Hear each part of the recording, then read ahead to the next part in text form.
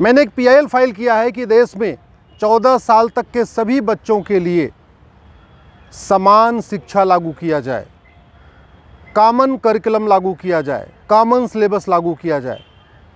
बच्चा गुरुकुल में पढ़े या वैदिक स्कूल में पढ़े, मिशनरी स्कूल में पढ़े या आपके मदरसे में पढ़े, CBSE बोर्ड के स्कूल में पढ़े, ICSE बोर्ड के स्कूल में पढ़े, बिहार बोर्ड के स्कूल में पढ़े या बंगाल बोर्ड के स्कूल में पढ़े, कहीं पे भी पढ़े देश में, लेकिन उसका सिलेबस कॉमन होना चाहिए। कोर्ट ने हमारी याचिका को स्वीकार कर लिया है। केंद्र सरकार को नोटिस जारी किया है, दिल्ली सरकार को नोटिस जारी किया है, नेशनल ह्यूमन राइट कमीशन को नोटिस जारी किया है, NCERT को नोटिस जारी किया है, CBSE को नोटिस जारी किया है,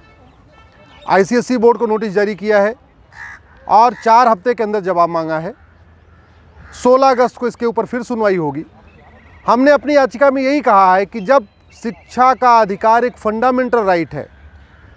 राइट टू एजुकेशन एक फंडामेंटल राइट है कॉन्स्टिट्यूशन में,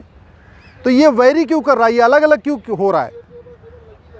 ऐसा क्यों हो रहा है कि सरकारी स्कूल में अलग किताब चल रही है, प्राइवेट स्कूल में अलग किताब चल रही है, मदरसे में अलग किताब चल रही है और मिशनरी स्कूल में अलग किताब चल रही है? जब हमने संविधान में आर्टिकल 21A जोड़ दिया और 21A जोड़ के राइट टू एजुकेशन को फंडामेंटल राइट बना दिया, तो फंडामेंटल राइट तो सबका बराबर होता है। फंडामेंटल राइट वेरी नहीं करता। फंडामेंटल राइट अलग अलग नहीं होता कि हिंदू के लिए अलग फंडामेंटल राइट होगा, मुस्लिम के लिए अलग फंडामेंटल राइट होगा, पारसी के लिए अलग फंडामेंटल राइट होगा, क्रिश्चियन के लिए अलग फंडामेंटल राइट हो गया। जब राइट टू एजुकेशन 14 साल तक के सभी बच्चों का फंडामेंटल राइट बन गया है, तो 14 साल तक के सभी बच्चों का सिलेबस और करिकुलम एक होना चाहिए। मातृभाषा भले अलग अलग हो, कि बंगाल का बच्चा बंगाली में पढ़े, गुजरात का बच्चा गुजराती में पढ़े, महाराष्ट्र का बच्चा मराठी में पढ़े, यूपी बिहार के बच्चे हिंदी में पढ़ें, राजस्थान हरियाणा के बच्चे हिंदी में पढ़ें, जो उनकी मातृभाषा है, लेकिन सिलेबस और करिकुलम तो एक समान होना चाहिए। इसका जो सबसे बड़ा फ़ायदा ये होगा कि जब कश्मीर से Kanyakumari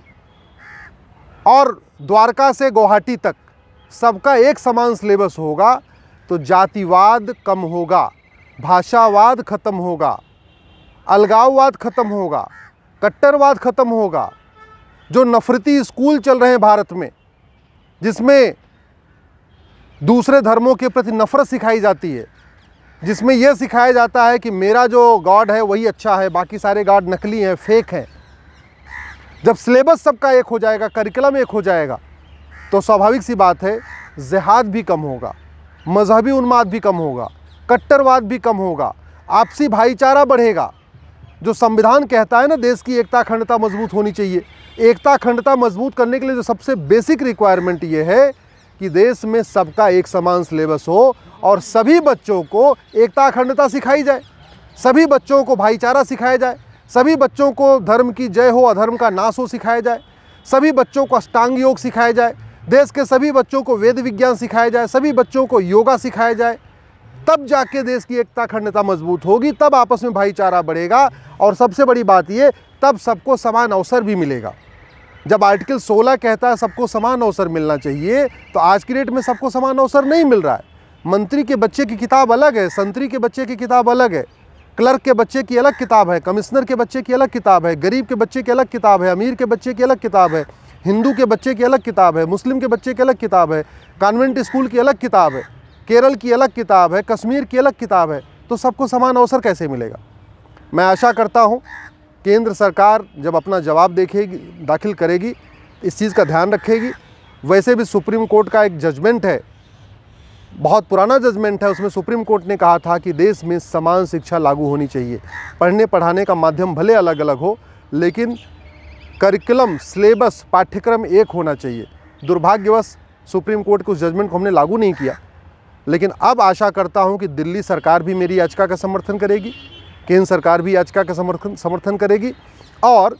physics, chemistry, math, zoology, botany, जो इस टाइप के सब्जेक्ट हैं, इसका एक कॉमन सिलेबस तैयार होगा, सबके लिए एक जैसा सिलेबस होगा, सब बच्चे एक किताब पढ़ेंगे। जब सब बच्चे एक किताब पढ़ेंगे तो स्वाभाविक सी बात है सबके बीच में एक सामंजस्य भी आएगा,